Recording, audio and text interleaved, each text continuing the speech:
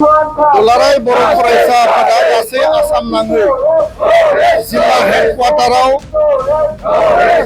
2020-27 जानुवारियाव जानाय जि बर' गोजोन गोरोबथा बे गोरोबथानि दफाफोरखौ 100% मावफुंनायनि थाखाय दिनै मोनफ्रोमबो जिल्ला हेडक्वार्टाराव जों रेलीनि हाबाफारि लादों आरो बे रेलीनि बायदियै जोङो मोन जि दाबि लानानै भारतनि नखर मन्त्रि अमित शाह बिथांनो आसामनि गिबि मन्त्रि डक्टर हिमन्त बिश्व शर्मा बिथांनो जों मेम'रेन्डाम हरदों।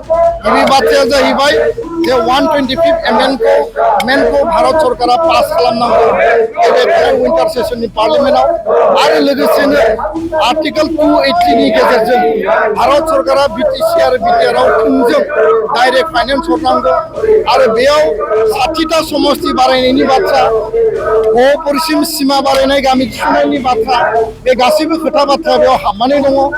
बर' कसारी वेलफेयार अट'नमास काउन्सिलनि गवालपारा साउथ कामरुप आरो मरिगाव गासै 312 गामि आरो फुल फेजेड स्टेटास होनाय बिसायख'थि खुंनायनि थाखाय जोङो दाबि दैखांदों।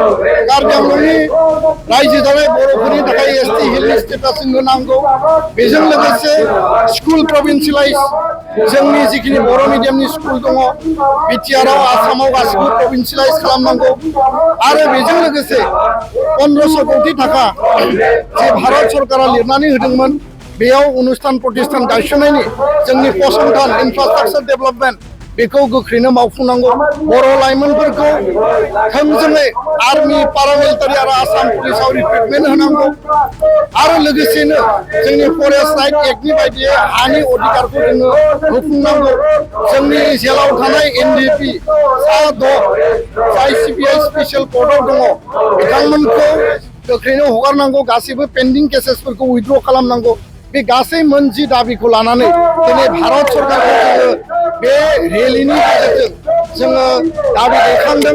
फैबाय थानाय पार्लियामेन्ट सेसनाव बिला पास जानांगौ जिखुनु बिनिमयाव आरो जुदि पास जाया जोंनि आन्दोलना कन्टिनिउ जागोन।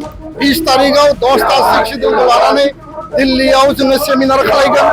21 तारिख नभेम्बराव जन्तर मन्तराव धरना जागोन आरो लोगोसेनो फैबाय थानाय डिसेम्बर दानाव क'क्राझाराव 2 लाख सुबुंनि बाहागो लानायनि गेजेरजों मोनसे सुबुं गौमा मास माने डेमनस्ट्रेसन जों दिन्थिफुंगोन आरो जोंनि दाबिया जाबाय भारत सरकारा गोख्रैनो जोंनि एकर्डनि मोनफ्रोमबो दफाखौ 100% मावनांगौ।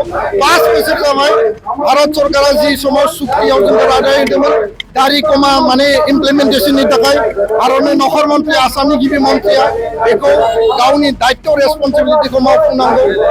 बर' एकर्डखौ नायनानै आलफाया सुक्ति खालामदों, एनएलएफटिआ सुक्ति खालामदों, आदिबासि कार्बि डिमासाया सुक्ति खालामदों, सावताला सुक्ति खालामदों आरो गोबां माने एक्सट्रिमिस्ट बा गोबां बेबायदि आर्मस अर्गानाइजेशनफ्रा गोरोबथायाव फैदोंमोन आरो बेखायनो बर' गोजोन गोरोबथानि 100% इमप्लिमेन्टेसननि थाखाय जों दाबि दैखांबाय। गणतान्त्रिक शान्तिपूर्ण जंगि आन्दोलन दुलाराय बर' फरायसा आफादा गासै बर'नि रायजो राजा आफादफोरखौ लानानै जेब्लायबो हाबाफारि लालांनो गोजोन्थों।